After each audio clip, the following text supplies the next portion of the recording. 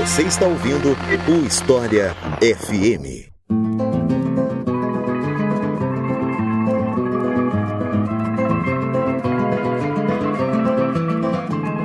Revolução Pernambucana, uma revolução que tá de aniversário, é o tema hoje do História FM. Eu sou Iclis Rodrigues e para falar sobre esse assunto eu convidei a professora Sueli Luna, a quem eu passo a palavra para se apresentar para vocês. Então, Sueli, seja muito bem-vinda e fique à vontade para se apresentar para o pessoal. Olá, Iclis, é um prazer muito grande. Eu sou professora da Universidade Federal Rural de Pernambuco, na área de História de Pernambuco e Arqueologia, né? É a área que eu trabalho e a gente vem fazendo esse trabalho há bastante tempo, né? E com o pessoal que trabalha na área tanto de arqueologia quanto de história relacionado a Pernambuco, né? Então, temos muitos orientandos e ex-orientandos que são filiados à temática da história de Pernambuco. E então é isso, vamos conhecer um pouco mais sobre a Revolução Pernambucana depois que eu falar para vocês da nossa campanha no Apoia-se. Afinal de contas, é a nossa campanha no Apoia-se que financia o História FM. Se você que está ouvindo quer financiar um projeto educacional gratuito, você pode fazer isso via Apoia-se, no link apoia.se/obrigahistoria, apoiando com qualquer valor a partir de R$2 por mês via boleto ou cartão. E se você puder apoiar com R$5 por mês ou mais, você pode ouvir os episódios do História FM com antecedência. E os nossos novos apoiadores e apoiadoras são Thiago Casquilha, Carlos Huang, Ilo Neto, Ricardo Pilati, Regilânio Alves, Thiago Queiroga, Valéria Zotelli, Alexandre Pereira, Amanda Luizari, Caroline Cungueto, Adriano Paglia, Vinícius Toledo, Jean da Silva, Ana Carolina Schweitzer, Cássio Bocchese, Leonardo Hilário, Ângela Fernandes, Gerson Oliveira, Gabriel Beckman e Ailson Camargo. Muito obrigado, pessoal. São vocês que fazem esse podcast existir. E se você quer apoiar também, você que está ouvindo ainda não é apoiador, é só fazer isso via apoia.se/obrigahistoria, ou se você puder apoiar uma vez só, você pode fazer isso via Pix pela chave leituraobrigahistoria@gmail.com.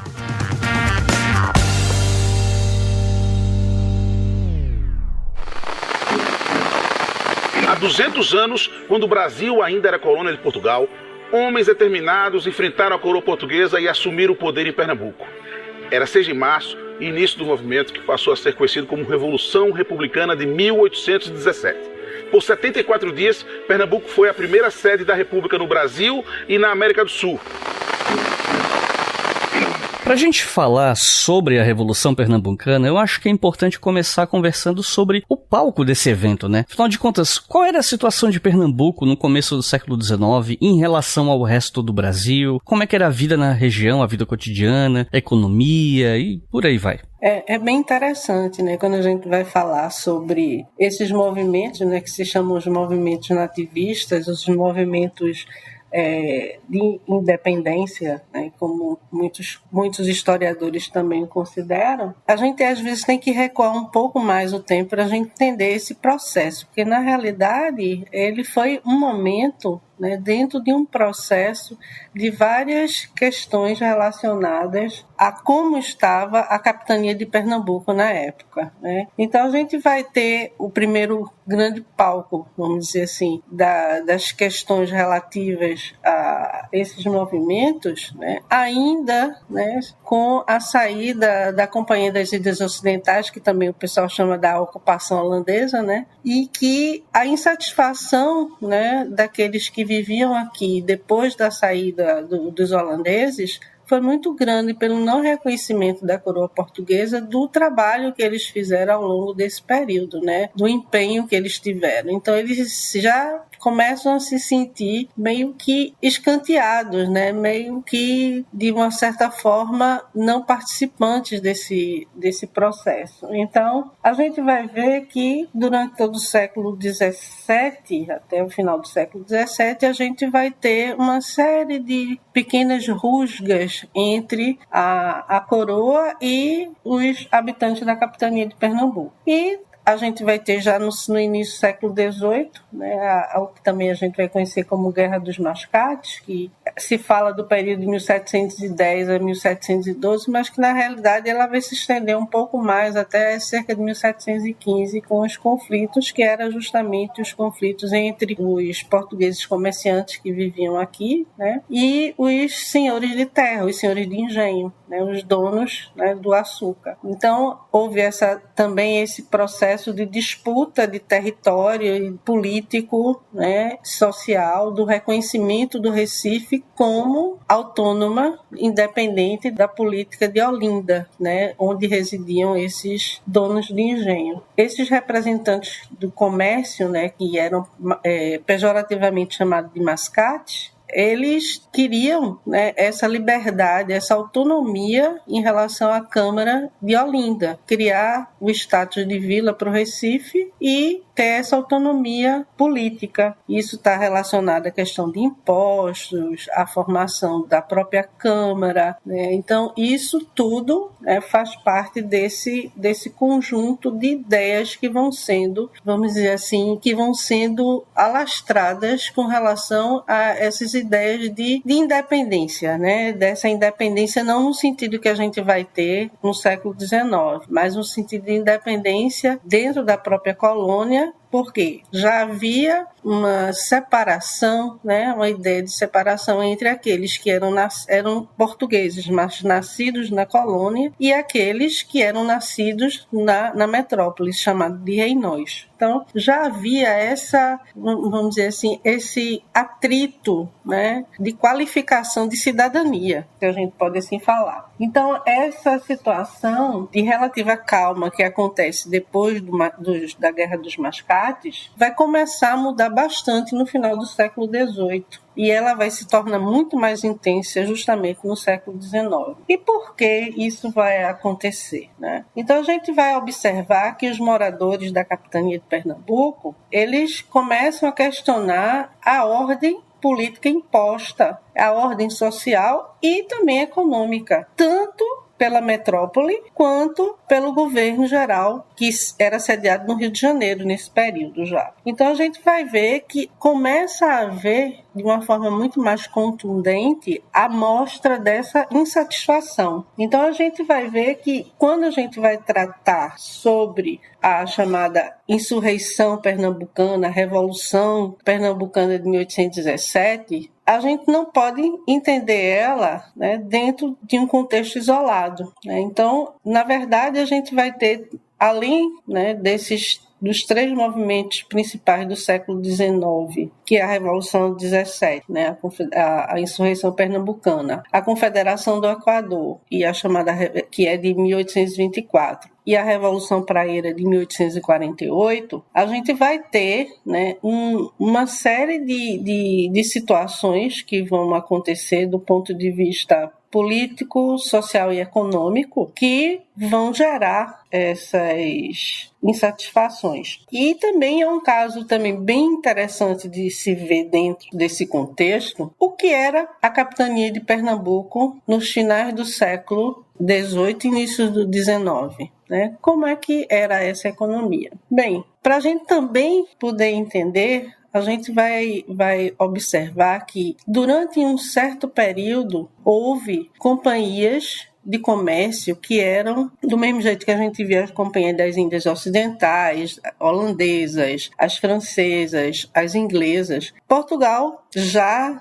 entra dentro desse movimento de controle, de tentar desse controle do comércio no século XVII e principalmente no século XVIII. Então existia uma companhia, a Companhia de Comércio de Pernambuco Paraíba, que foi só extinta em 1780. E essa companhia ela era responsável pelo abastecimento, né, das capitanias do norte, as chamadas capitanias do norte. Não só Paraíba e Pernambuco, mas toda a área das adjacências também. E isso fazia com que houvesse muitas reclamações, tanto por parte dos comerciantes, como por parte da população em relação à quantidade de produtos que vinha e o preço, né? Então, isso era um problema já extremamente complicado e vai se tornar mais complicado depois da extinção da Companhia de Comércio da Paraíba e de Pernambuco, quando, né, esse comércio, em princípio, ele é relativamente liberado, mas lembrando sempre que todo o comércio tinha que passar pelo aval da coroa, né, tinha que ser registrado, tinha que ter autorização. Então, a liberdade era que agora eles podiam comprar de outros comerciantes, de outros, né, navios que vinham para cá com autorização e não só aqueles da companhia. Então, o que vai acontecer? Então, a gente vai ter uma crise muito grande em relação ao abastecimento, né, de víveres na capitania, né, que já existia, e ele passa a ser um tanto maior, principalmente quando da chegada da corte portuguesa no Rio de Janeiro, né, em 1808, na instalação da corte aqui em Pernambuco. Por quê? Em Pernambuco não, desculpe, no Rio de Janeiro. E por que isso? Porque a quantidade de pessoas que vêm, né, é muito maior. A gente vai ver que, ao mesmo tempo, esse comércio, esse abastecimento que já era insuficiente, ele vai se tornar mais precário ainda, com um aumento muito grande de preços. Então, a situação, por exemplo, da população não era uma situação muito boa, né? Aliás, não era nada boa. Então, a gente vai observar que também, nesse período, a gente vai ter uma série de questões relacionadas à parte da economia da capitania, né, que também está ligado a essa questão do abastecimento. O que é que vai acontecer? Começa a haver a questão que eles chamam do surto do algodão, né? Ou seja, quando há um aumento muito grande da produção de algodão vinculada a um mercado internacional, que faz com que o seu preço fique bem mais alto e, consequentemente, muitos agricultores, pequenos e médios proprietários principalmente, que eram os que desenvolviam essa agricultura de abastecimento, eles vão migrar, né, para essa nova área que é a plantação do algodão. E isso também tem as questões internacionais que isso está ligado, que é justamente a independência, né, dos Estados Unidos e depois também a guerra anglo-norte-americana, né, que é justamente a que eles chamam também de Segunda Revolução, e a demanda, né, por esse algodão pelas indústrias europeias, principalmente no caso da Inglaterra e França, já era muito grande e que ficou, de certa forma, desabastecido por conta uma parte do bloqueio, né, continental que a França vai fazer durante o período das guerras napoleônicas, mas também por conta da guerra entre a Inglaterra e os Estados Unidos. Então a gente vai ter um palco bastante complicado do ponto de vista desse comércio internacional. Mas, além de tudo isso, a gente também pode falar sobre outras questões. Depois a gente vai falar especificamente da questão social, que eu acho que ela é muito importante para a gente poder, né, não é só questão política nem só econômica, mas a questão social ela é fundamental. E, infelizmente, eu acredito, dentro das minhas leituras, dos meus estudos sobre esse assunto, que ela foi extremamente ainda mal estudada, né? A gente ainda precisa de muita leitura e de muitos trabalhos referentes a essa área especificamente. Mas isso já mais à frente a gente vai trabalhar e falar um pouco mais sobre isso. 1796. Manuel Arruda Câmara funda a Sociedade Secreta Aerópago de Itambé, a primeira loja maçônica do Brasil. A loja ajudou a propagar ideias liberais e críticas à repressão colonial.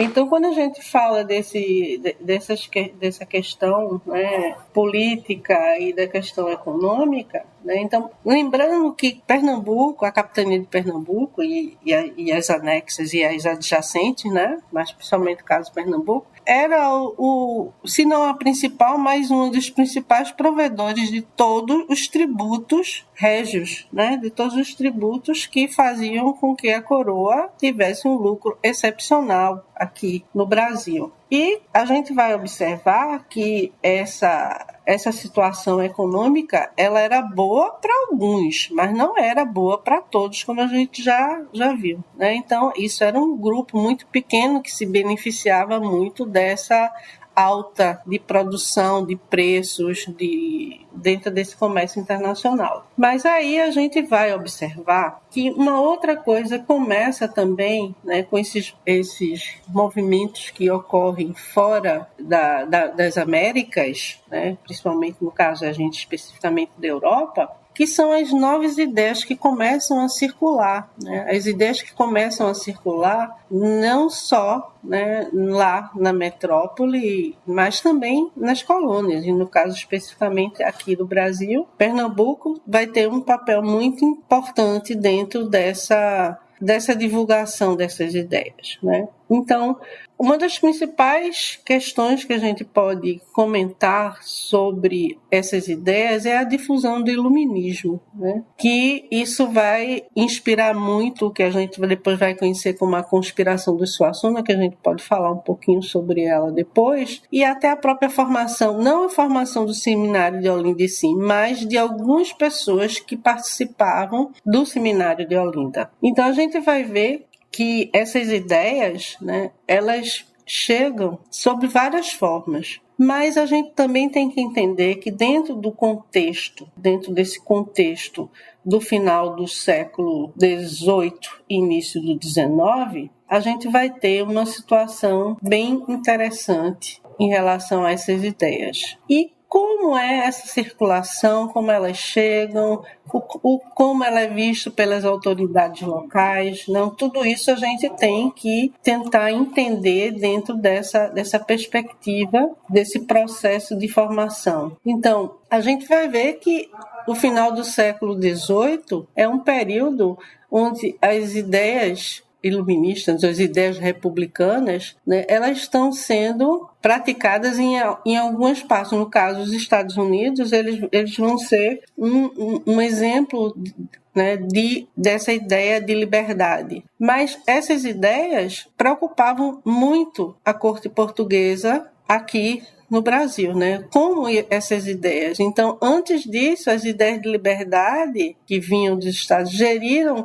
insatisfeitos, né, os colonos, e que fomentaram as rebeliões, e a corte portuguesa, ou seja, o governo português na metrópole tinha muito receio do que poderia acontecer na sua colônia. Então, no caso específico de Pernambuco, né, como eu falei, essa tradição, né, de autogestão, ela já remonta desde o período da restauração de 1654, da ocupação holandesa, justamente porque durante todo o período da ocupação holandesa, os que nasceram aqui na colônia é que ficaram realmente responsáveis e que levaram à frente toda a guerra contra a Companhia das Índias Ocidentais, né? Então, é nesse cenário que a gente pode ver que há essas questões relacionadas a essas ideias de liberdade. Então, apesar dos avisos, né, que vinham do além-mar, ou seja, das proibições que foram colocadas sob várias formas,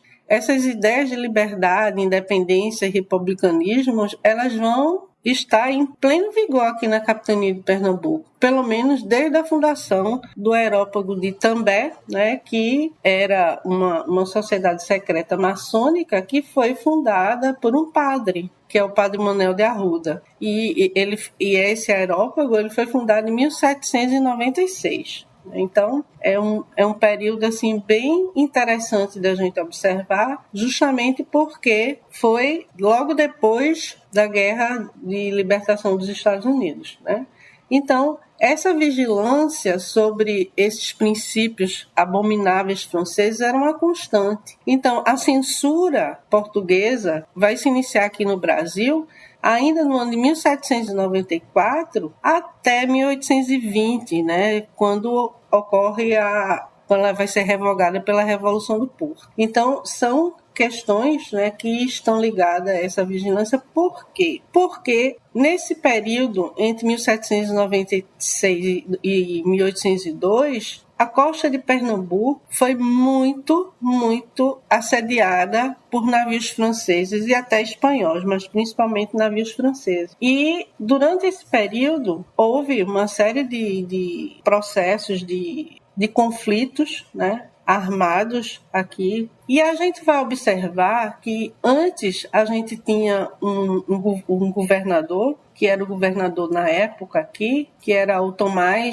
Dom Tomás, né? Aliás, que ele já era o governador, era Tomás de Melo, que ele justamente era o governador nesse período, no final do século XIX, e que depois ele vai sair e vai assumir uma junta governativa. E essa junta vai ser formada pelo bispo de Pernambuco e também por mais 2 outros oficiais, né, que vão fazer parte dessa junta. Curiosamente, todos 3, um intendente da Marinha e também um ouvidor, todos eles eram reinóis, ou seja, eles eram nascidos em Portugal, eles não eram brasileiros. Então, isso já deixou muita gente muito rancoroso com essa situação. E isso aconteceu com diversos governadores ao longo do período da rejeição da população em relação a esses governadores. No caso desse governador, do Tomás de Melo, ele era considerado abominável, né? Ele era muito odiado pela população,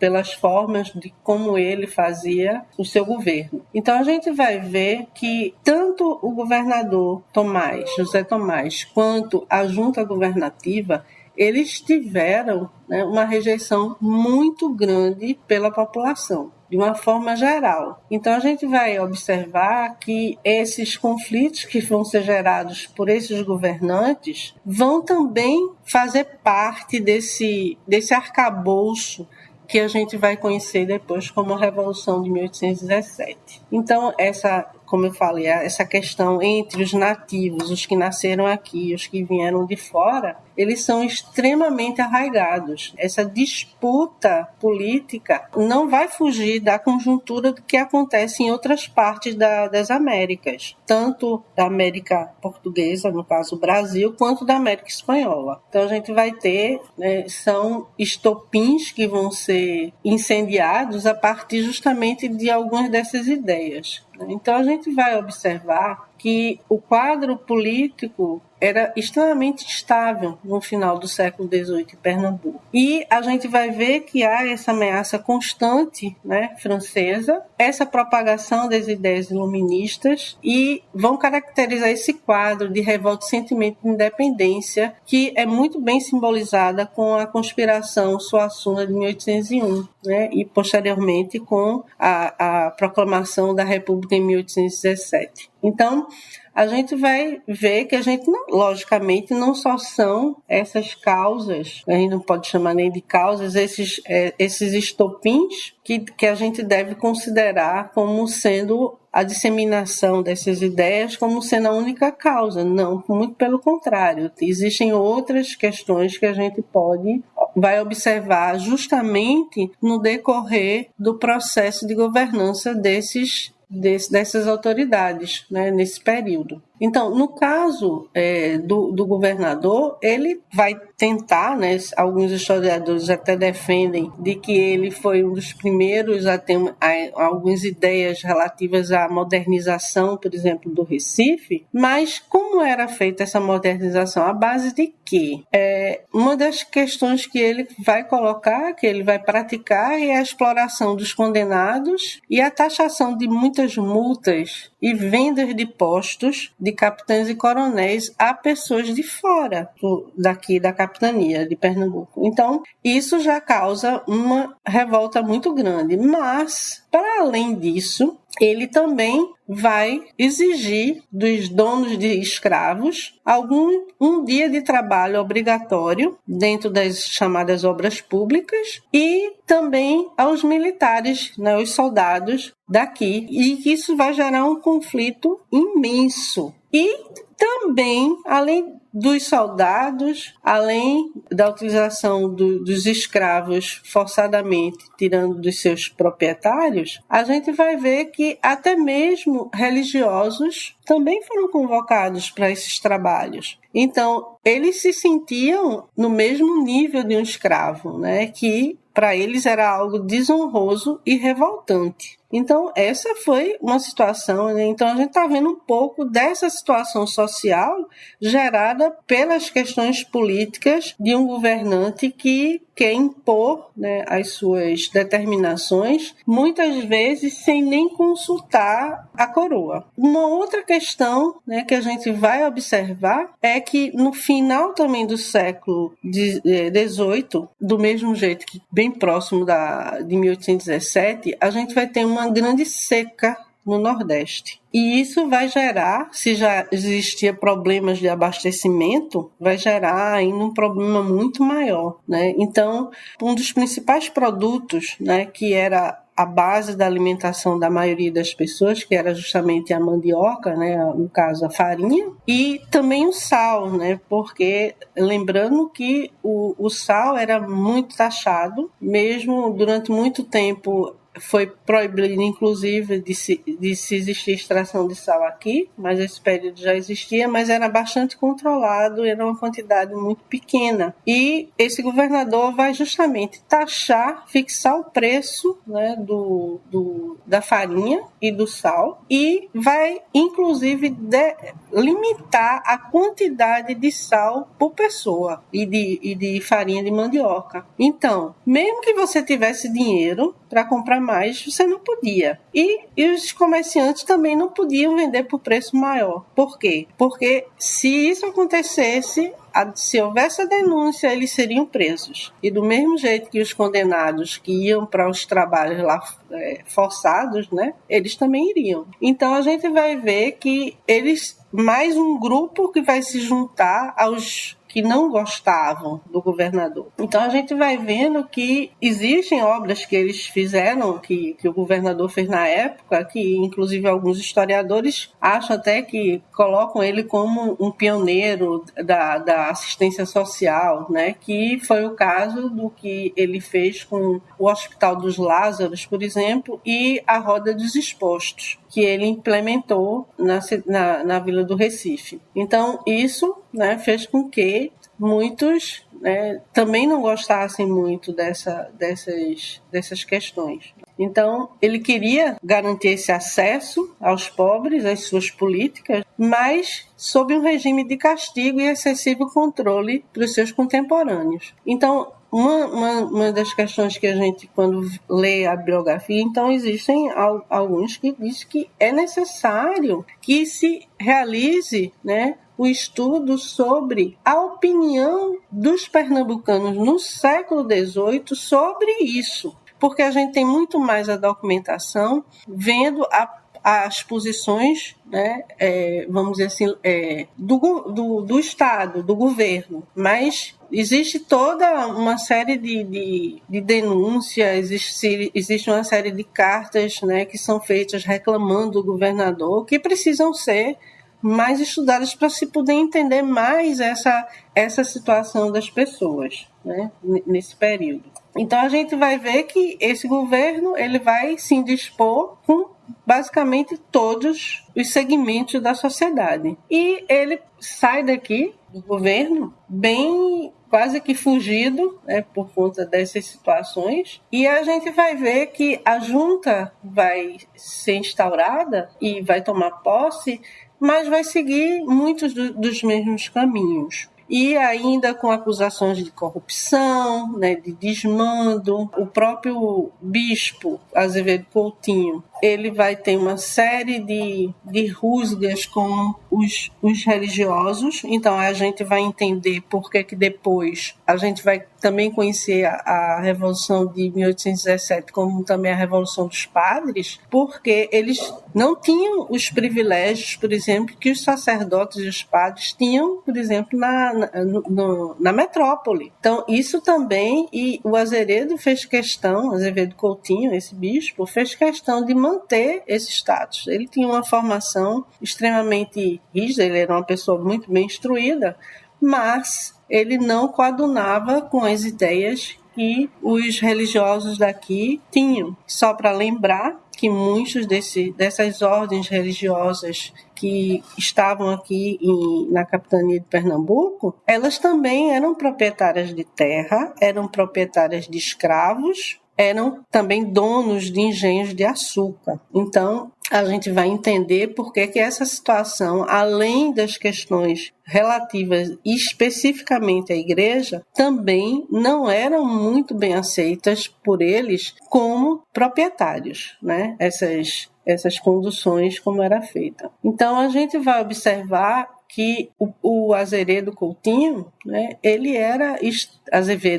Coutinho, ele era extremamente malquisto por parte dos professores religiosos, pelos juízes, pelos militares e pela população de uma forma geral, justamente por essas atitudes em que ele, né, denotava a falta de sensibilidade. Ele só não, a junta. Mas quando a gente fala da junta, né, a gente fala principalmente dele, justamente porque ele era, vamos dizer assim, o principal articulador de todas as questões relacionadas ao governo. Então, a gente vai observar que o bispo era conhecido por ser intolerável com as sociedades secretas e também a gente, no caso, leia-se maçonaria, que em Pernambuco ela já está presente antes dele chegar, aqui em 1794, que logo depois, em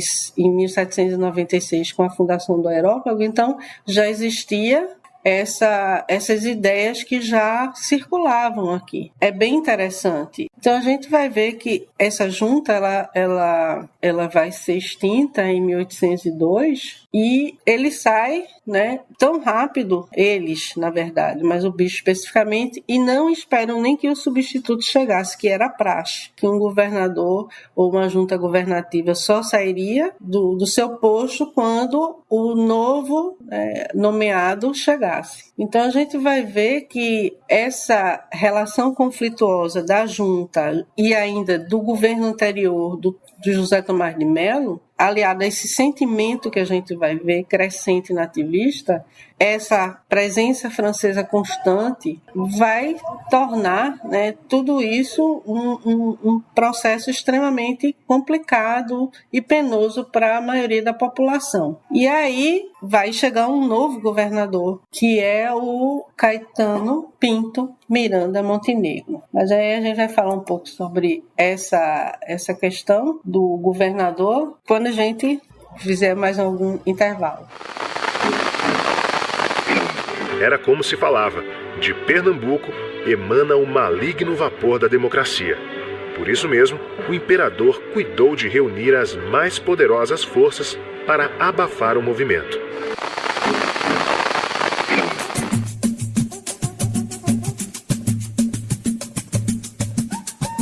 Eu queria pedir para você explicar um pouquinho melhor pra gente sobre as tais ideias liberais, né? Porque quando a gente fala nessa revolução ou insurreição, se comenta muito de que Pernambuco teria recebido muitas ideias liberais e tal. E como liberalismo é um termo que é muito usado no debate público hoje em dia, né?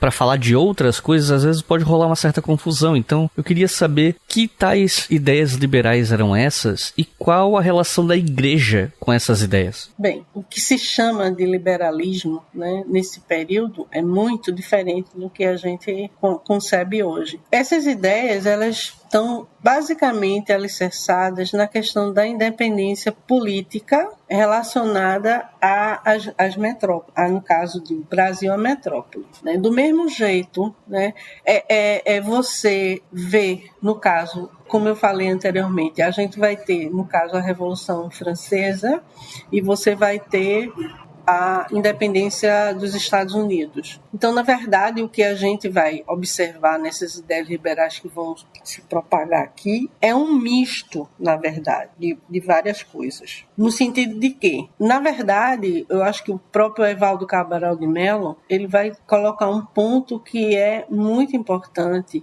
que é a noção, né, que vai ser principalmente desenvolvida no século XIX, que é a noção do federalismo, da autonomia federativa, mas isso é uma outra parte. Nesse momento, o que, no caso, brasileiros, os luso-brasileiros, né, aqueles que nasceram aqui no Brasil, mas eram cidadãos portugueses, na verdade, o que eles queriam era terem os mesmos direitos. Eles poderem escolher o seu governador, eles poderem ter liberdade de montar a Câmara, né, de governo. Eles tinham a ideia de um comércio livre, ou seja, sem a intervenção, a concessão a comerciantes, então ter um comércio livre. Essa era uma outra questão também que era colocada. Não essa ideia do que é a liberdade para o povo, não é isso. Essa liberdade não era para o povo, nunca foi, em nenhum desses momentos,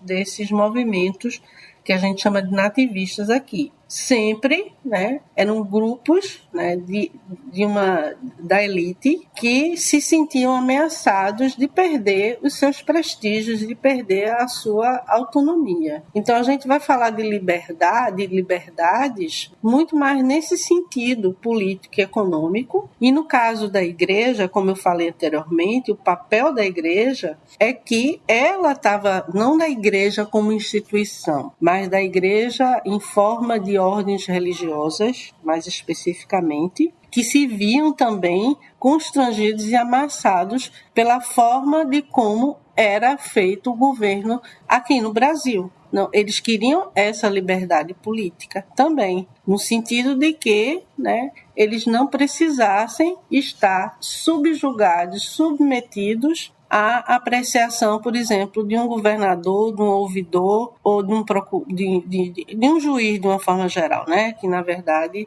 é isso que a gente, os provedores são os que trabalham com a parte toda da economia, do fisco, das taxações, da cobrança de impostos. Já no caso do ouvidor, ele está muito mais relacionado à questão da justiça. Então, eles queriam essas mudanças. Basicamente, a gente vai observar que dentro desse projeto, né, vamos dizer assim, é um projeto que a gente depois vai chamar projeto de nação, que na verdade, né, ele vai começar realmente a existir essa ideia muito mais realmente em 1817. Então, eles querem, né, esse tratamento de igualdade. É uma das questões que é muito importante para a gente entender. Então, eles querem justamente, por exemplo, no discurso do padre João Ribeiro, que é um dos que compõe, né, a Revolução 17, essas províncias estão compenetradas e ligadas em identidade de interesses e relações que não podem se separar. Então, eles já colocam isso como um ponto de apoio de forma que haja uma união entre essa região. Então, a gente vai ver que esse caráter emancipacionista, né, ele vai estar muito relacionado a essa questão política. Então, a gente vai ver, quando a gente fala mais na frente, especificamente sobre como foi organizado a Revolução 17, então, tudo isso que a gente falou antes, dessas aspirações, não é só era da população para um nível, mas das elites para outro. Então, é nesse sentido que a gente fala dessas ideias de liberdade. Não liberdade no sentido que a gente conhece. Tanto que uma das principais questões, que era a escravidão, nunca foi ponto de pauta em nenhum desses movimentos. Então, para que isso fique muito claro, que essas ideias iluministas, né, essas ideias libertárias, não era liberdade para todos, não, ok? E em 1801 ocorreu um evento que ficou conhecido como Conspiração dos Suassunas. O que foi essa conspiração? Como é que isso terminou? Então, são 3 irmãos, né, que eles são justamente de uma região da Mata Norte, da Mata Norte da capitania de Pernambuco, mais especificamente da região de Goiânia. E como acontece? Houve uma denúncia por parte de uma pessoa ao juiz de paz, que não é um juiz de casamento, é um juiz. O juiz de paz tinha várias funções dentro da sua comarca, em maio de 1801, de que os irmãos Suassunas estavam conjurando contra a pátria, com ideias revolucionárias de república e de liberdade para Pernambuco. Então foi feita essa denúncia. Alguns meses antes, um dos irmãos foi para Portugal. E o que acontece? Esses outros dois irmãos ficam, e esse de Portugal começa, né, como natural naquela época, de trocarem correspondências. E essas correspondências, segundo, né, se falava, porque a correspondência principal foi extraviada do processo original, segundo os relatos de vários historiadores, né, é que o José, o que estava em Portugal, o José Cavalcante, ele diz, né, nessa carta, que quem quisesse unir-se a eles, a essa causa deles, eles não deveriam tomar empréstimos na Fazenda Real, pedir nada e nem pagar nada. Por quê? Se eles fizessem isso, eles podiam contribuir para o financiamento das tropas portuguesas contra a França. E eles defendiam essa liberdade da França, certo? Então, isso já era um ponto extremamente problemático, né? Ou seja, defender um país que estava sendo, vamos dizer assim, beligerante com a metrópole. Então, não somente foram os irmãos presos, os dois presos, mas também alguns outros que participavam do aerópago de Itambé. Entre eles, pelo menos 2 padres, que também, né, pertenciam ao aerópago. E o que é curioso é que, dentro dos relatos historiográficos, é que no processo dessa devassa que ocorreu, a documentação é pequena, é muito pequena, que restaram cerca de 85 testemunhos e algumas cartas trocadas entre esses irmãos.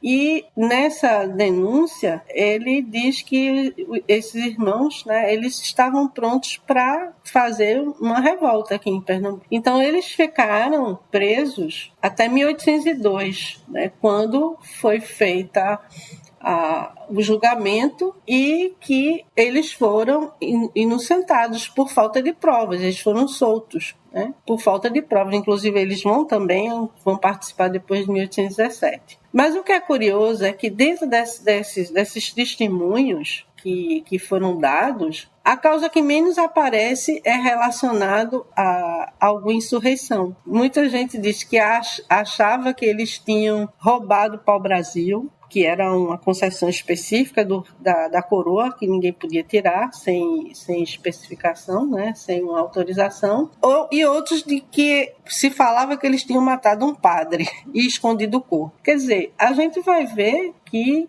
no final dessa devassa, a gente vai ver que deve ter, segundo também dentro da historiografia, foi pago no cartório, foi feito propina, né, corrupção, para que documentos fossem descartados, que desaparecessem. Então, no final das contas, eles não foram acusados, né, eles foram soltos por falta de provas, nesse sentido. Então, essa dificuldade justamente está por conta da destruição desses documentos, né, que incriminavam os irmãos. Mas o que é interessante é que já mostra, né, esse caráter dessas ideias que estão, né, se propagando nos bastidores, né, da capitania. E logo depois, né, depois da denúncia sobre essa conspiração dos irmãos Suassuna, o aerópago vai ser fechado. Mas, né, logo depois que a junta sai de Pernambuco, há uma grande proliferação de comunidades, de sociedades, de entidades maçônicas, né? Então é bem interessante isso, o que vai acontecer. Então as razões que teriam levado esses irmãos a conspirarem. Não apenas temos, no caso, as ideias das revolucionárias francesas, mas também as questões políticas locais, como a que a gente tinha falado, que eram insuportáveis à população, aos desmandos que a junta fazia aqui na capitania. Então, a gente vai ver que essa conspiração do Suassuna, também é conhecida como Inconfidência Pernambucana, é justamente a formação de uma história de ideias libertárias do imaginário da República, e que isso teria que ser feito sem a necessidade de armas e revoltas, na concepção deles, né? Mas que é tão interessante que isso vai permanecer durante todo esse período até 17. E o que é bastante curioso é que no alto da devassa da insurreição, né, da Revolução de 1817, os autos dessa conspiração dos Suassunas, elas são anexadas aos autos da insurreição pernambucana. Isso mostra o que a corte, né, e os juristas encaravam os acontecimentos de 1801 como antecessores ligados ao movimento revolucionário de 1817. E tudo isso, né, a gente vai encontrar como um pano de fundo, né, é justamente essa desintegração do antigo regime colonial. Ele está apodrecido, né, dentro de suas entranhas, e tudo isso começa a corroer cada vez mais todo esse sistema como ele foi implantado, né, no século XVI aqui no Brasil. Então, é mais ou menos isso que a gente pode falar um pouco sobre a conspiração, né, do Suassuna aqui em Pernambuco. 6 de março de 1817, o capitão José de Barros Lima reage à voz de prisão e mata o comandante Barbosa de Castro. O incidente é considerado um dos estopins da Revolução.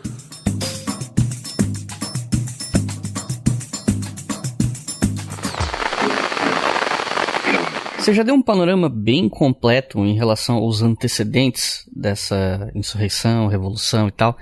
Eu queria saber como é que ela eclodiu, o que é que aconteceu que deu pontapé para ela acontecer. Bem, quando a gente, depois desse panorama todo, né, a gente pode falar em relação a, como a gente já falou, a difusão das ideias, a crise de abastecimento, aumento imensurável dos alimentos, né? Tudo isso faz com que haja uma relação deficitária em relação à população de uma forma geral. Mas existem outras coisas que começam a acontecer também. Em 1804, assim que a junta é dissolvida, né, chega um novo governador aqui em Pernambuco, que é o Caetano Pinto de Miranda Montenegro, que eu já tinha falado dele anteriormente. E é muito interessante o próprio adágio que as pessoas faziam em relação a ele. Se dizia, né, isso era estampado em folhetins na época, que era Caetano no nome, Pinto na falta de coragem, Monte na altura e negro nas ações. Era assim como ele era considerado pelos locais na época. Então, a gente vai observar que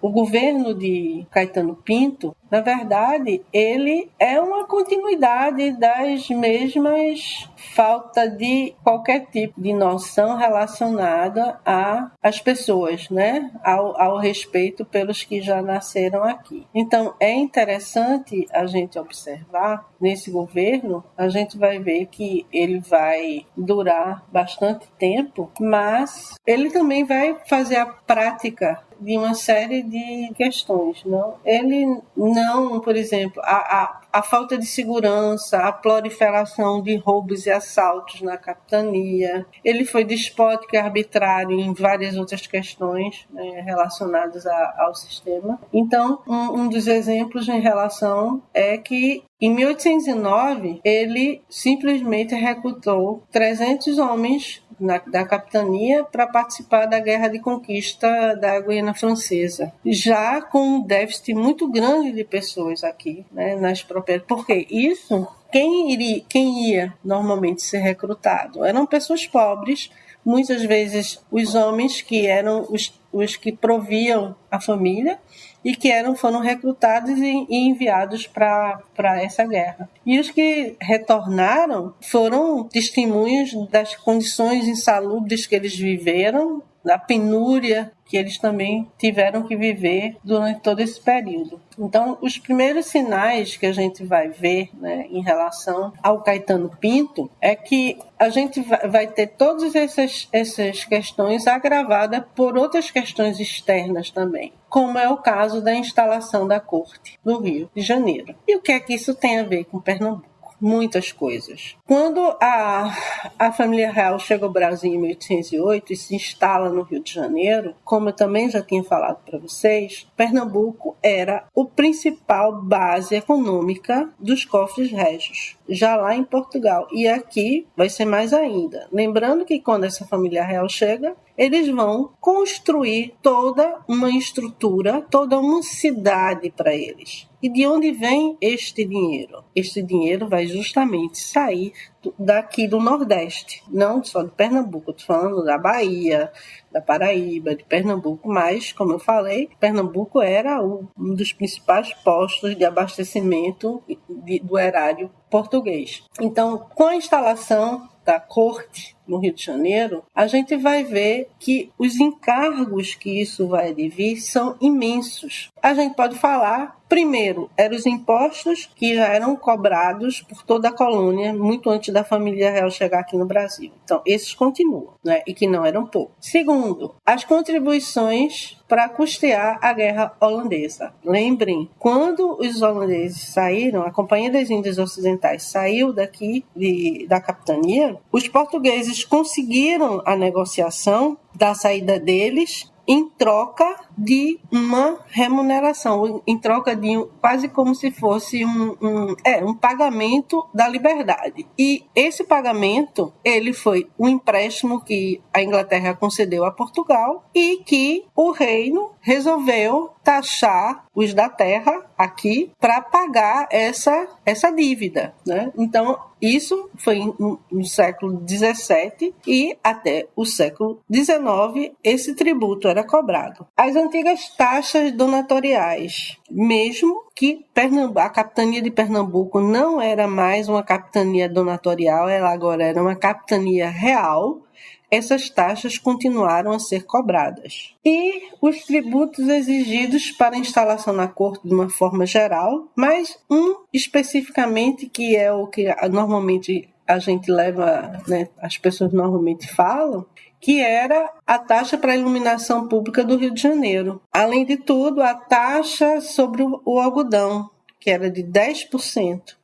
E entre outras taxas e doações, entre aspas, que eram exigidas da coroa. Na construção de qualquer tipo de melhoria, em qualquer lugar, os abastados tinham que contribuir, tinham que doar uma parte. Então, a gente vai ver que essa situação, né, era uma situação que não era nada agradável, e o Caetano Pinto, ele era os tentáculos do rei na capitania. E para ainda aumentar a situação de tensão, que a gente vai ver aqui, há uma nova seca em 1816 no Nordeste, que vai agravar ainda mais a situação da população. Então a gente vai ver uns relatos, né, relatos impressionantes do que significou essa seca para a população, da migração de muita gente que veio do campo para as áreas urbanas, né, a morte de muitas pessoas, né, pela fome. Então a gente vai ver que essa situação era já muito, muito, muito difícil. E quando a gente vai observar aqui, no caso especificamente Recife, a gente vai ver que esses sinais do levante, eles já começam a ser sentidos já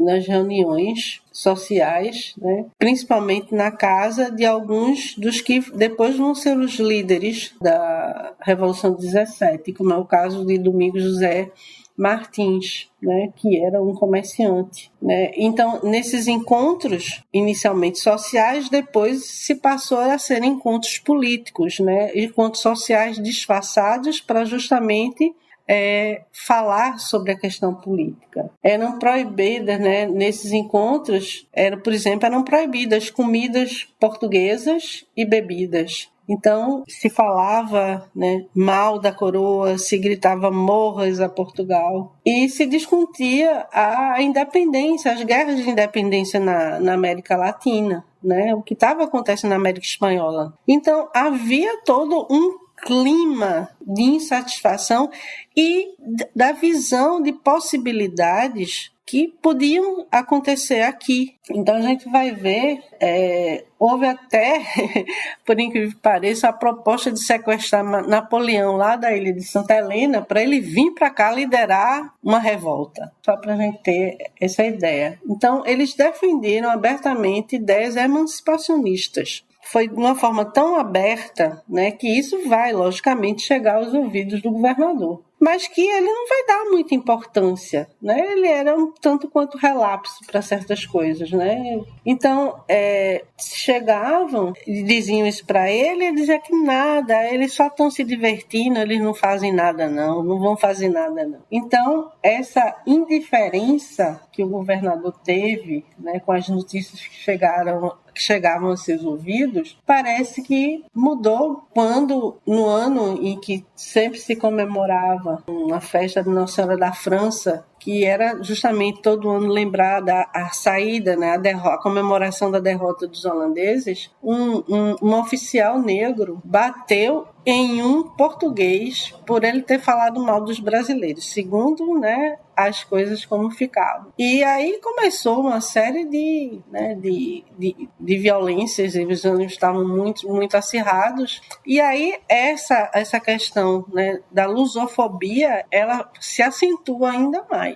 Então, depois disso que aconteceu, o governador vai receber de um desembargador a notícia de uma conspiração, né, que estava sendo justamente tramada. Então, ele ouve outras pessoas também e, em março, logo no início de março, acho que dia 4, ele vai mandar prender os líderes dessa suposta revolta e vai convocar o Conselho de Guerra dos oficiais generais aquartelados na guarnição do Recife para o dia 6, porque os oficiais estavam todos aquartelados, ou seja, eles não podiam deixar os quartéis até a ordem do governador. Então, a primeira ordem cumpriu-se, né, sem muitas dificuldades. Mas, na segunda, já houve um motim militar. Então, foi quando o capitão Barros Lima, que também é chamado de Leão Coroado, ele, ao ser preso e insultado, ele simplesmente mata o seu superior, o brigadeiro, que era português. Então a gente vai ver que, segundo a perspectiva dos estrangeiros que estavam aqui, que eles acreditavam que se tratava essencialmente de um levante militar. Não responsabilizavam, por exemplo, o atraso do soldo dos soldados, né? Eles achavam que era isso que estava fazendo com que houvesse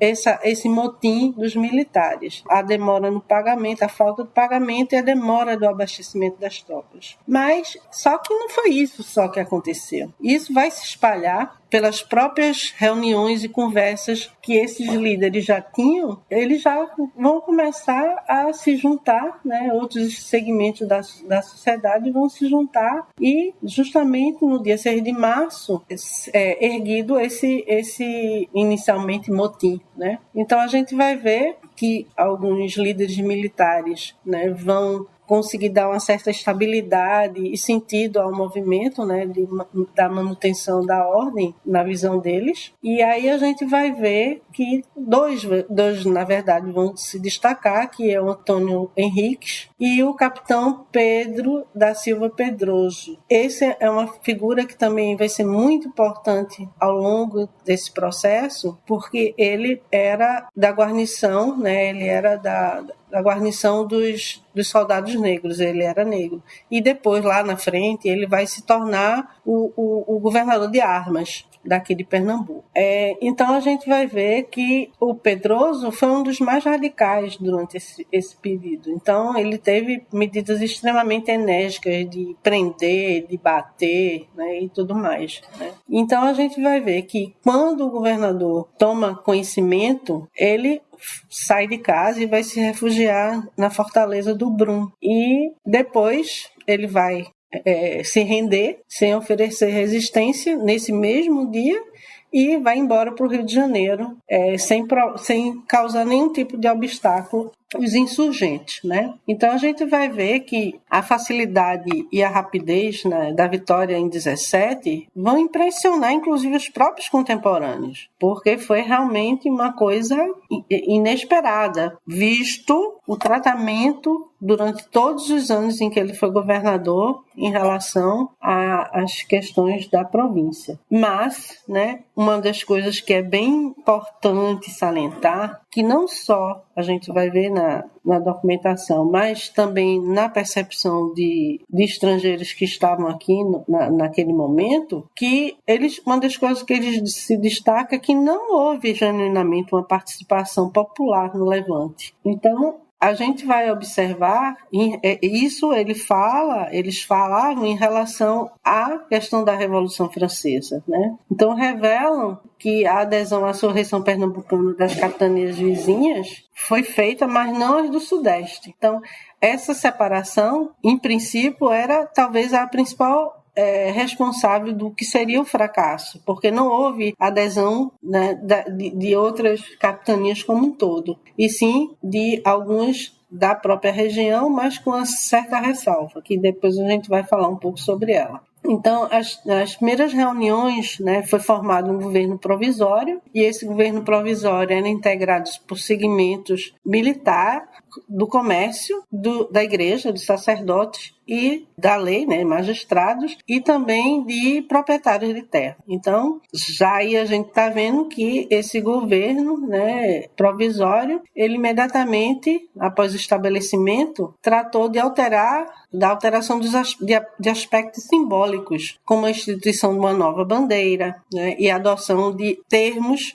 que eram utilizados como patriota e voz, né, que eram termos próprios para os libertários. Então a gente vai ver que esse era um tipo, por exemplo, de tratamento que era utilizado durante a Revolução Francesa, né? Então a gente vai ver que há uma admiração muito grande pelos hábitos franceses. Por quê? A gente vai ver isso antes e também depois, muito na parte, vamos dizer, da questão social. A questão do comércio a gente já vai ver, já é muito mais para o lado relacionado à Inglaterra. Mas os modos de vivência, os modos de sociabilidade, né, eram muito admirados, os modos franceses. E com relação à questão do que seria a forma de governo, isso foi estabelecido que a Revolução Francesa ela vai operar, vamos dizer assim, como um ideal, um modelo político unitarista e centralizador, né, que era o modelo francês,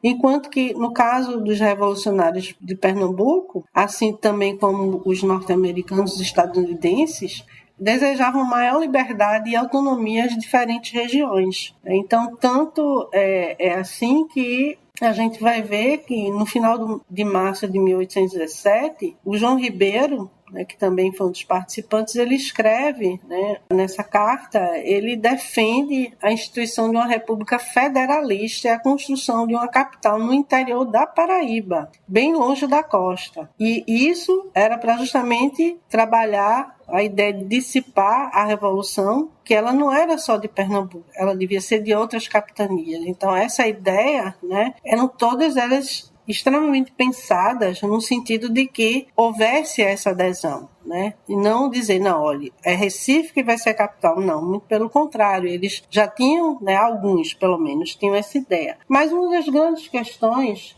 que a gente também pode observar é que eles também vão redigir uma lei orgânica em que ficavam definidos os poderes do governo provisório da República enquanto não houvesse, né, a Constituição do Estado, né, que deveria ser elaborada por uma Assembleia Constituinte, ou seja, terem representantes que fossem eleitos não pela população, mas por aqueles que vão ser constituídos como cidadãos desse novo país. Então ela deveria ser convocada no máximo em um ano e concluir o trabalho, né, essa Assembleia, no máximo 3 anos. Então, na verdade, o primeiro governo tinha a pretensão de pelo menos ficar 4 anos, esse governo provisório. Então, e esse governo também, além desses que participavam, né, da liderança principal, dessa junta, vamos chamar assim, eles tinham um conselho, né, de 6 membros que deveriam ser escolhidos pelas câmaras por 2 secretários de Estado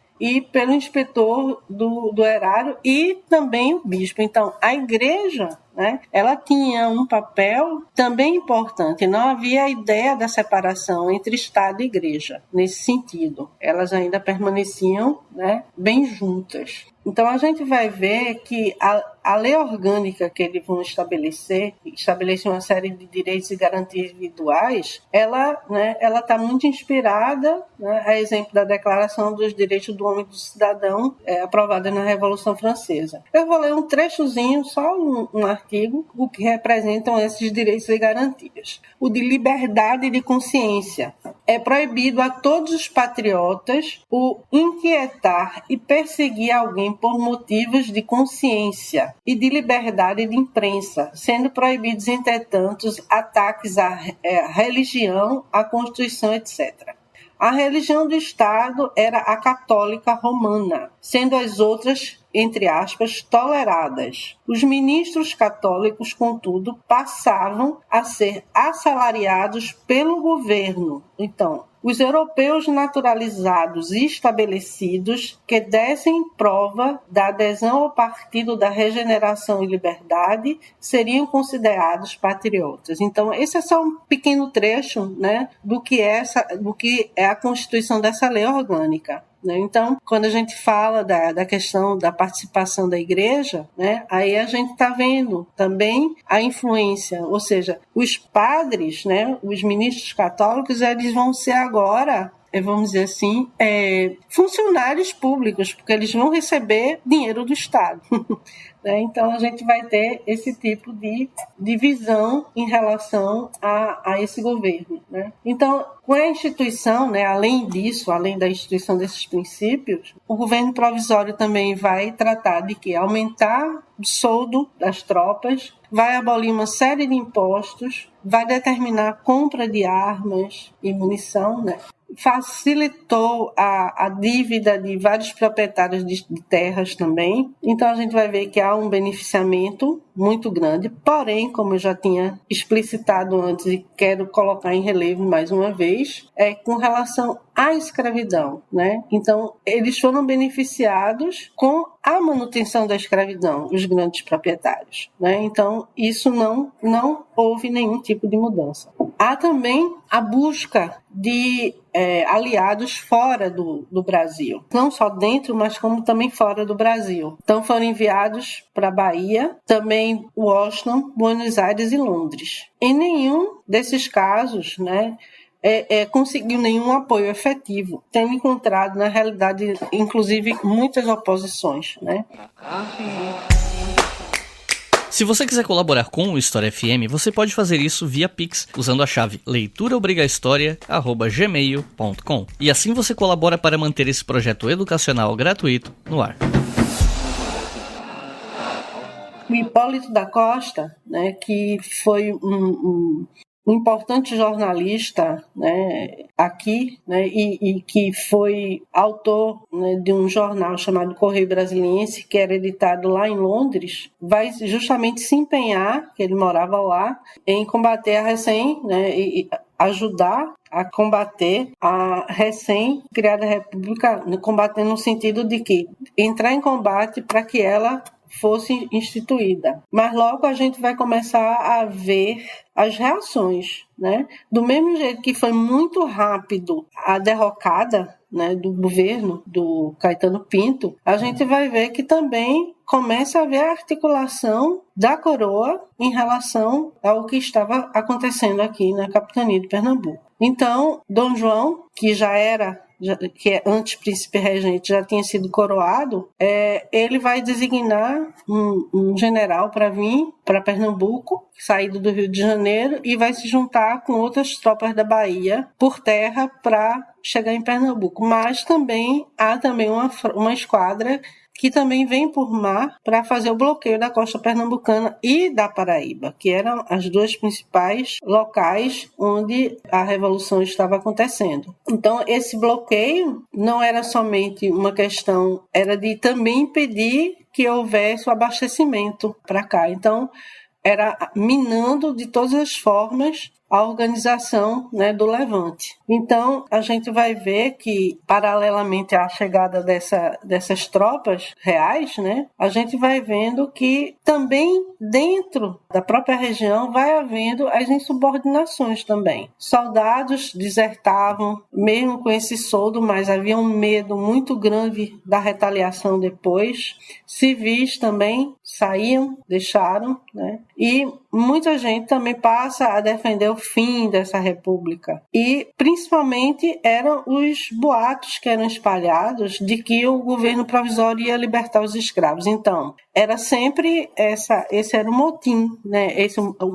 Motivação, aliás, de que o grande temor, né, da libertação dos escravos, né, que se juntassem a eles e que realmente houvesse uma tragédia. Então a gente vai ver justamente isso por conta da participação do Regimento dos Henriques, né, como eu falei, que era formado por negros e mulatos, que também estava do lado dos revolucionários. E o Pedro Pedroso era um comandante desse regimento, né, que eu já falei anteriormente. Então, essa questão, esse boato que surgiu, foi muito importante, né, para assustar grande parte dessa população. Dessa população chama-se elite, que tinha alguns que já eram contra, mas uns que estavam em cima do muro, então resolveram não apoiar. Então a gente vai ver que esses grandes proprietários, né, eles tinham um receio imenso de perder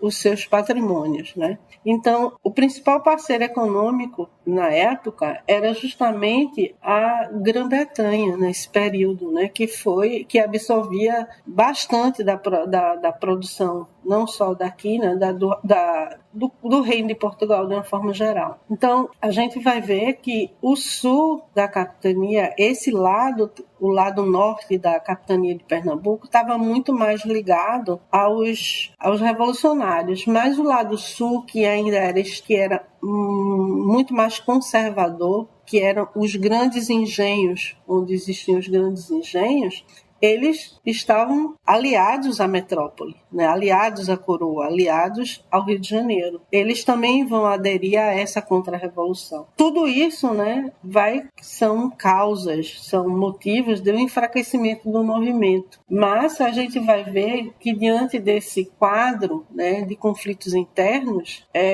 a gente vai ver que as tropas reais vão ter uma facilidade muito grande, né, de adentrar no território e reocupar. Então a gente vai ver que não houve realmente uma preparação militar. Como a gente já tinha falado, muitos argumentavam que a saída pacífica seria melhor. Mas a coroa portuguesa, ela tinha um exército treinado, pelo menos em parte, não todo. E aqui a gente não tinha isso. E nem tampouco armas suficientes, nem homens suficientes para irem de encontro às tropas reais. Então, as capitanias que aderiram, pelo menos parcialmente, à Revolução de 1817, foi a Paraíba, o Ceará e o Rio Grande do Norte, mas que rapidamente foram retomadas pela coroa. E Pernambuco foi a que resistiu por mais tempo.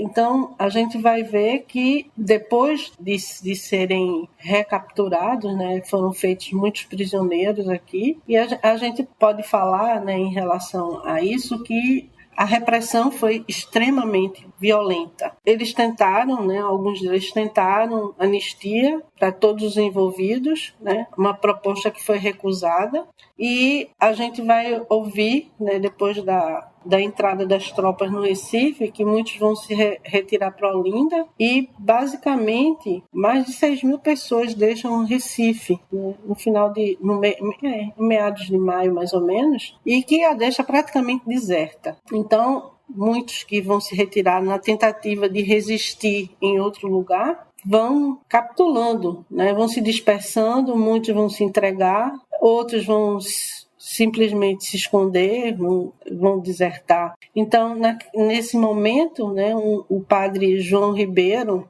que era um dos líderes, ele se suicida, ele se enforca, né, justamente porque ele não quer se entregar e sabe que ele vai ser, né, extremamente repreendido, né, com uma morte bastante vergonhosa, vamos dizer assim. Então a gente vai observar a chegada do exército, né, aqui legal, o exército real, entrou em ação esse aparelho repressivo. Então vários deles são fuzilados imediatamente, quase que imediatamente, como o Martins, que era o comerciante, o padre Miguelinho e o Luiz Mendonça, e também vai para o prostíbulo outros, como José de Barros Lima, o padre de Souza Tenório e o Henrique Rabelo. Então, só para vocês, né, vou ler também um trechinho da sentença do dia 10 de julho de 1817. Depois de mortos, serão cortadas as mãos e decepadas as cabeças do primeiro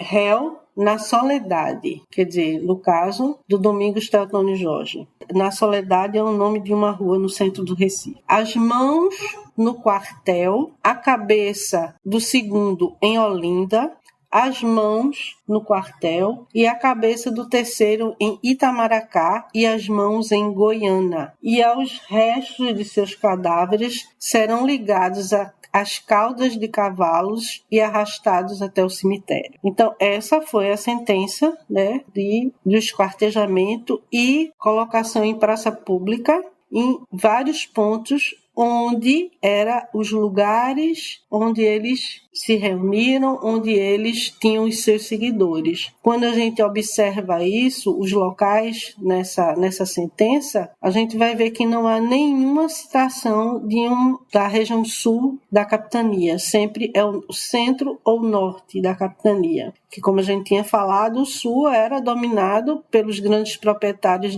e donos de engenho, que não aderiram à Revolução. Então a gente vai ver que aqueles, né, foram duramente penalizados. Esses foram, né, mas muitos foram presos, outros foram degradados. Alguns poucos negros que participaram, que fugiram de seus proprietários e entraram, né, com a esperança de liberdade, também foram devolvidos, né, e castigados. O Luiz do Rego Barreto, né, que vai assumir o governo depois da retomada, né, do território, ele, para ganhar estima, né, de uma forma geral, depois de todas essas execuções, ele pede clemência para as condenações de morte. E em 1818 foi que o rei Dom João VI ordenou o encerramento das investigações. E os que não tiverem culpa, se não foram provados, nada, podiam ser libertos, enquanto outros continuariam nas prisões na Bahia, não aqui, né, para que não houvesse reunião de amotinados novamente. Então a gente vai ver que essa repressão nunca foi esquecida, né, pelo povo pernambucano, né, da época. Ele foi intensificando ainda mais o antilusitanismo, né, que já era, como eu falei, presente na região. E, além disso, muitos dos motivos que levaram à Revolução de 17 não vão ser resolvidos. Todos esses elementos eles vão retornar à superfície lá na frente, com as outras insurreições que vão acontecer em Pernambuco. Com o bloqueio naval, começou a faltar comida nos mercados do Recife. O desabastecimento era geral. Nem os pescadores escapavam. Bastavam ir para a água e as naus baianas disparavam os canhões e afundavam as jangadas.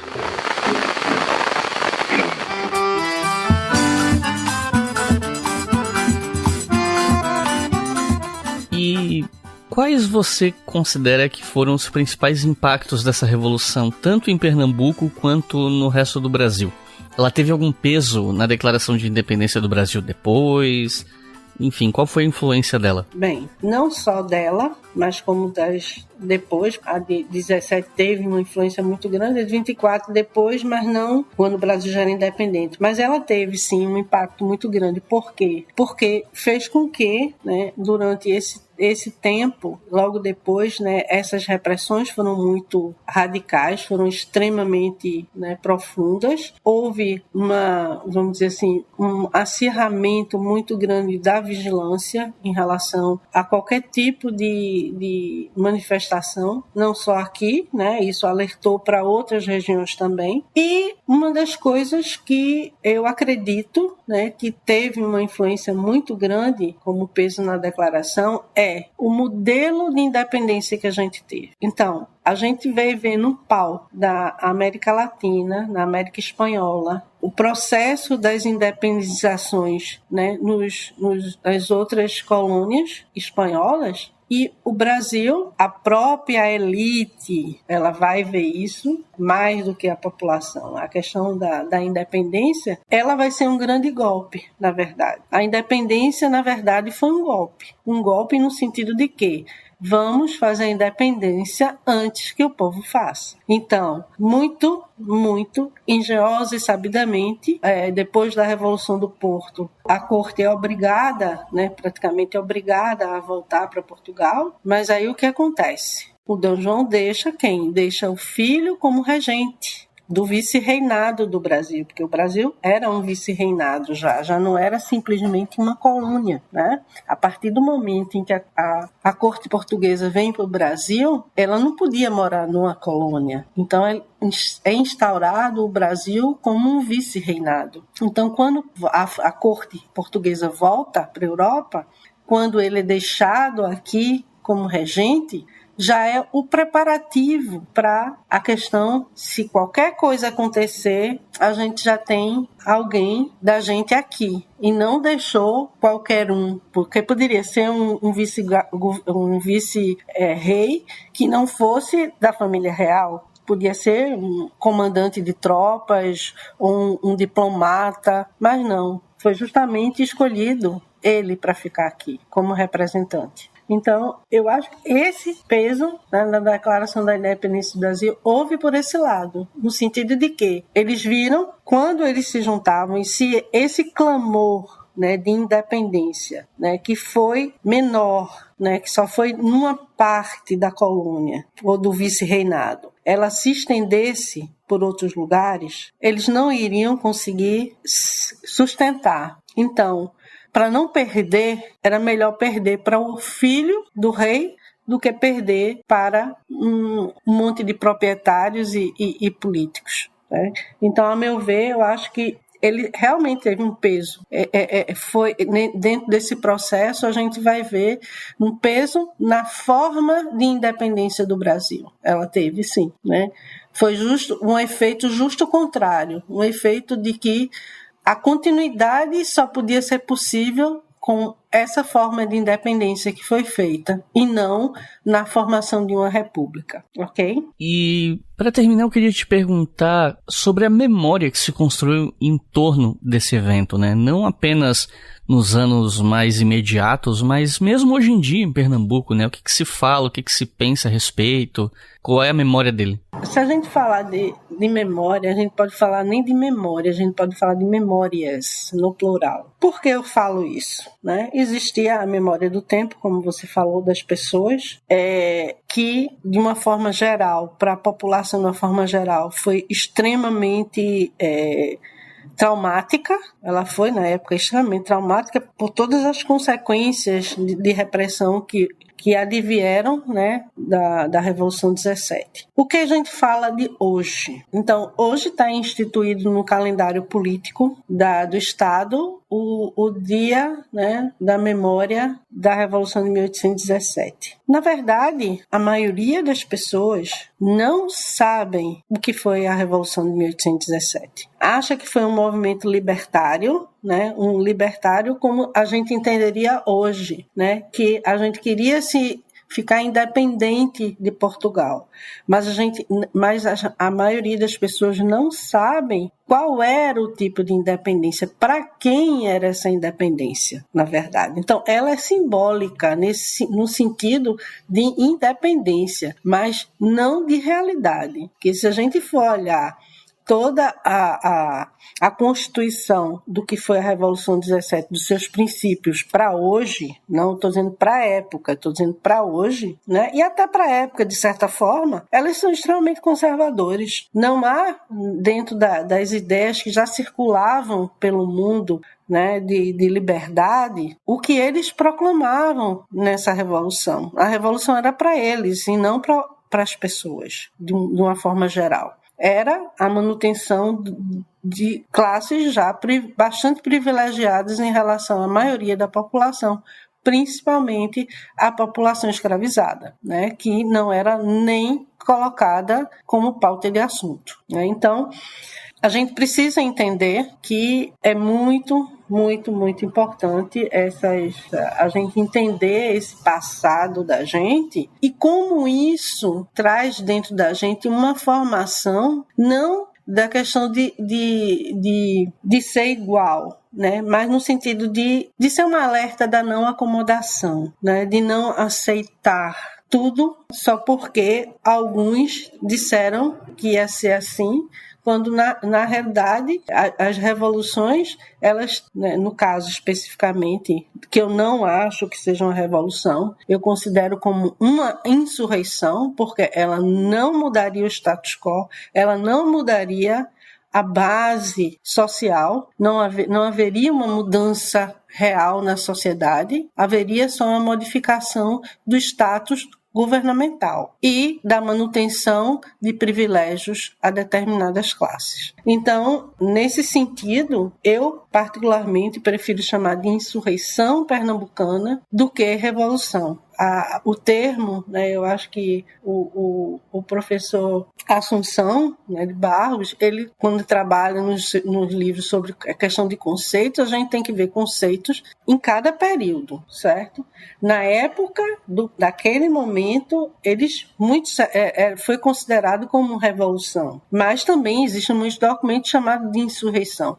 Mas para o que a gente conhece hoje, essa nomenclatura, ela traz um outro sentido muito diferente do que era considerado na época. Então, se a gente for considerar a época, é uma revolução. Mas se a gente for considerar a nossa época hoje, não foi uma revolução. Nesse sentido que a gente concebe hoje, ok? 19 de maio de 1817, o padre João Ribeiro comete suicídio quando percebe o fracasso militar do movimento que liderava. Seu corpo foi desenterrado, esquartejado e sua cabeça foi exposta na ponta de uma vara no centro de Recife, onde ficou por 2 anos.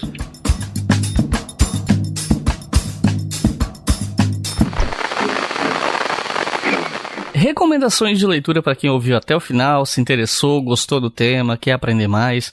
Se você tivesse que recomendar até uns 3 livros sobre o assunto para quem está começando, o que você recomenda? Existem alguns clássicos, né, que são bem interessantes. Eu vou dar por ordem cronológica, né, que é bem importante isso. É um livro da professora Glacira Lázari Leite, chamada Pernambuco, 1817. Estrutura e comportamentos sociais. Ela foi editada pela editora Maçangana, daqui da Fundação Joaquim Nabuco, em 1988.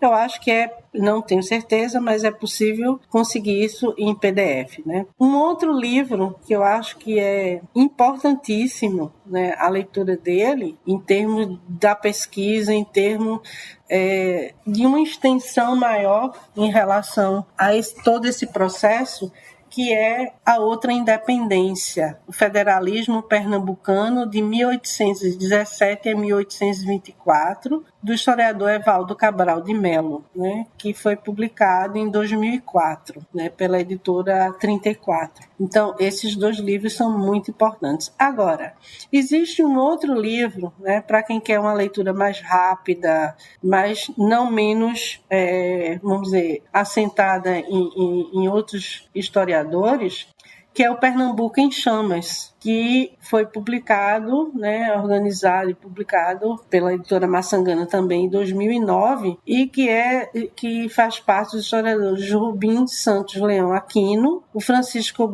Roberval Mendes e André Dutra. Então, esses 3 livros, né, eles são muito interessantes, cada um dentro de sua perspectiva. No caso da Glacira, ela vai trabalhar muito com a questão dos comportamentos sociais. O Evaldo trabalha muito mais em cima das questões políticas, não que ele deixe o social de lado, mas... E no caso do Pernambuco em Chamas, ele, na verdade, os capítulos desse livro são todos os movimentos que aconteceram aqui em Pernambuco ao longo dos séculos, desde da expulsão dos holandeses até o século XX. Mas eu também posso recomendar, se alguém quiser falar um pouco mais sobre o que é esse período e vamos dizer assim, as influências de uma determinada família que teve um papel muito importante em todo esse processo, que é a família Cavalcante,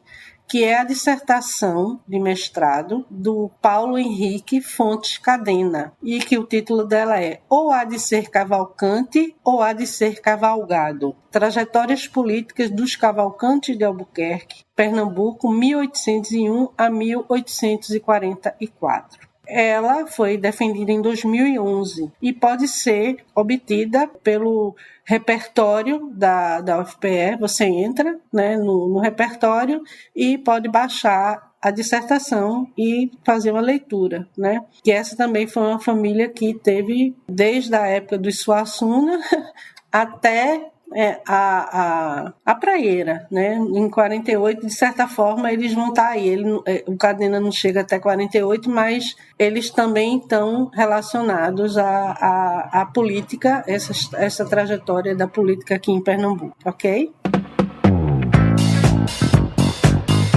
Então é isso. Sueli, você tem alguma consideração final? Quer deixar algum último recado para os nossos ouvintes? Bem, eu gostaria muito de agradecer a vocês que estão nos ouvindo, né? E que espero ter contribuído um pouco mais, né, sobre esse conhecimento. É um prazer muito grande a gente ter essa oportunidade de conversar, né, sobre assuntos que muitas vezes não são considerados ou não são conhecidos, né, pela maioria das pessoas. Às vezes até nos cursos de história passa batido, né? Exatamente. Né? Então, foi um prazer assim, muito grande e espero ter feito essa contribuição e foi muito legal participar com vocês aqui. Agradeço pelas palavras, foi uma baita contribuição e eu também agradeço a todo mundo que ouviu até o final. São vocês que fazem esse podcast existir, né? Então, muito obrigado por terem ouvido. E não se esqueçam que vocês podem colaborar conosco através do site Apoia-se, né? No link apoia.se/obrigahistoria. Com R$2 por mês vocês já financiam o História FM. Com R$5 por mês vocês podem ouvir os episódios com antecedência. Então é isso, muito obrigado e até a próxima.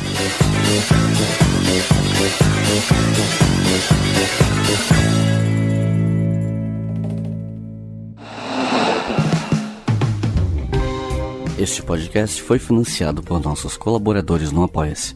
Acesse apoia.se/obrigahistoria e contribua para manter este projeto educacional gratuito no ar.